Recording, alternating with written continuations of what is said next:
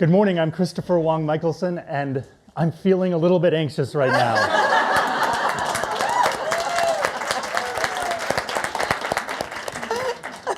Number one, my slides are really important to my talk.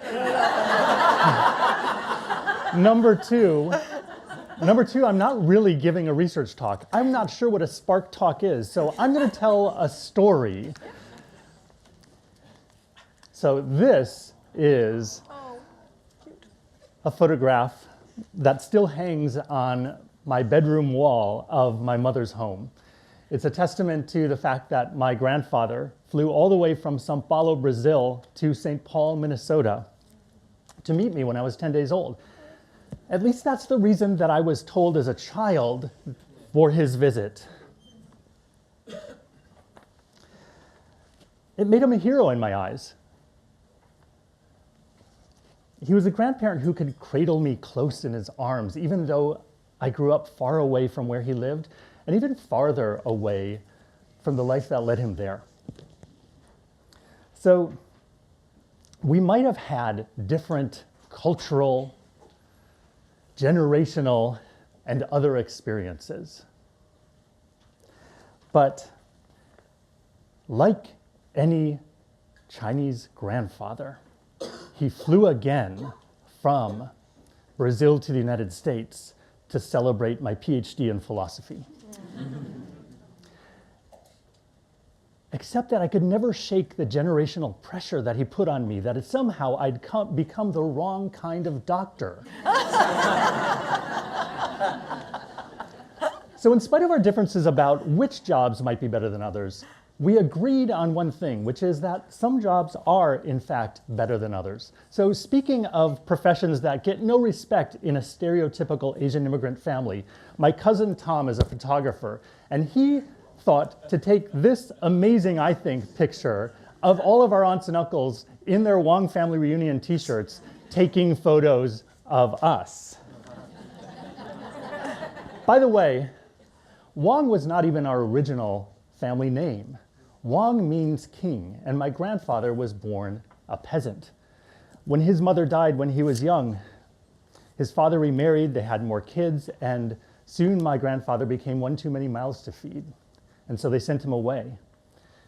He found a school where he studied alongside students who were much younger than he was, and in order to help pay for that school, he worked as a newspaper copyist alongside adults who were much older than he was.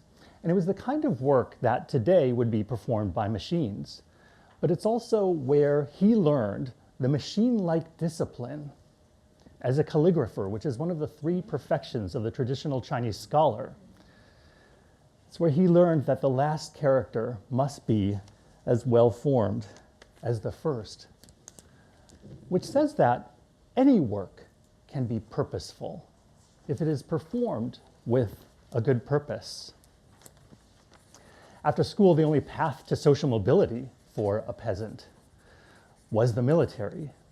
So my grandfather joined the Chinese Nationalist Army, and he rose to the rank of general. But after the Communist Revolution prevailed, he had not only lost a war, he'd also lost his first two sons, his first wife, his work, his wealth, his home, and his country. And with his second wife and 8 surviving children, he started over in Brazil. And I kid you not, his first business venture there was to open a Chinese laundry. And the humiliation he felt reminded him that some work is better than other work, but that any work is better than no work at all. I don't think that anything that I've said so far is particularly controversial. I think what my grandfather taught us is something... He didn't say this, by the way. That is so good. What my grandfather taught us is the kind of thing that any grandfather might teach his grandchildren about the proverbial work ethic.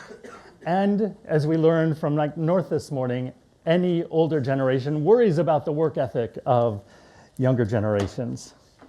But I think he would have scoffed at the idea of the way we talk about finding your purpose. And even though do what you love and you'll never work a day in your life is often misattributed to Confucius, I think that he would have taken issue with the idea that work is something that you should love. How I ended up on this slide, I don't know. This is very disturbing. You will find out in a moment.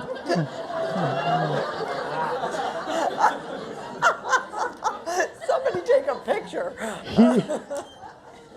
He was a Confucian, and though he might not have put it this way, he would have said that your subjective feelings about your work is not the point. So he was not a Nietzschean, become who you are. He was not a Welchian, becoming you. He was not a modern social scientist who might see meaning as something that is in the eye of the beholder. The Confucian lesson that he taught us was that some work was objectively better than other work. So the Chinese laundry was a failure. So was a dumpling cart. So was a fabric importing business. And he literally bought the farm, and that was a failure too. And so when I met him, he was actually just passing through Minneapolis on the way to Los Angeles, where he had hoped to sell some semi-precious stones that he'd acquired inexpensively in Brazil. And that business venture failed too. And so it was not too surprising that he put business at the bottom of the Confucian hierarchy of professions, because he thought that business was self-interested. He never earned another paycheck in his life. But that doesn't mean that he stopped working. He worked to raise 8 children in a new country that would take care of him and his wife for the rest of their lives.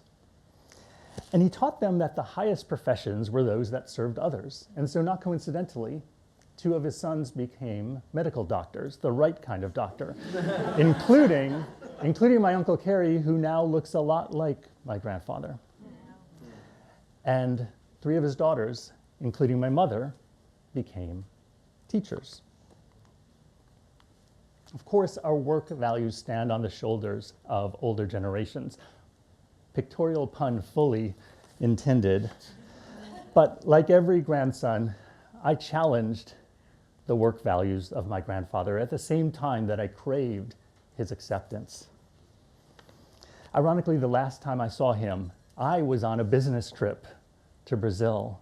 And I remember over dinner trying to convince him that the work that I was doing, working with business leaders trying to make the world a better place, was work that was worth doing. So, what makes some jobs objectively better than others in the sense that they are more meaningful?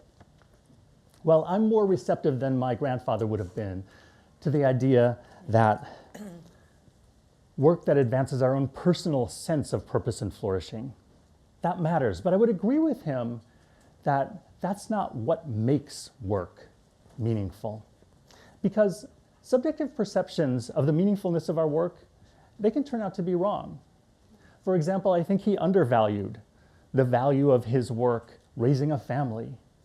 And he even admitted that he probably overvalued his work as a nationalist general, wondering late in his life, maybe I was fighting for the wrong side.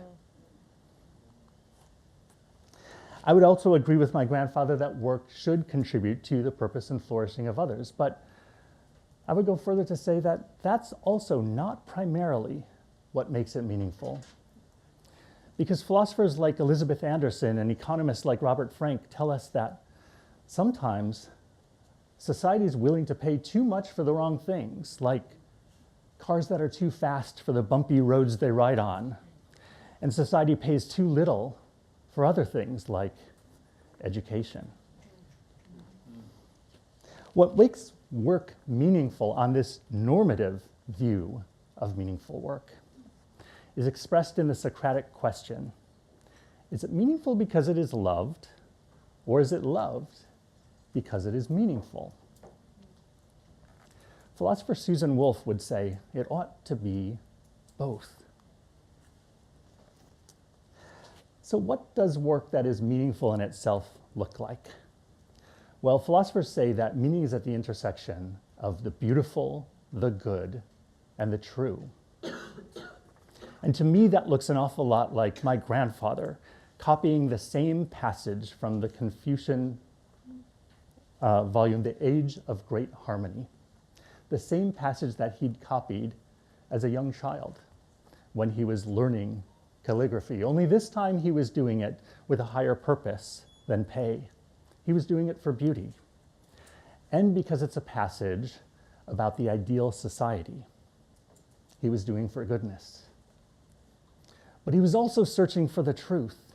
And so you can see that just as my generation challenged my grandfather's work values, he was not unwilling to challenge what Confucius said, because he taught all of his children, regardless of gender, that they could do meaningful work inside or outside the home that advanced their own and others' purpose and flourishing. Thank you. Oh, beautiful.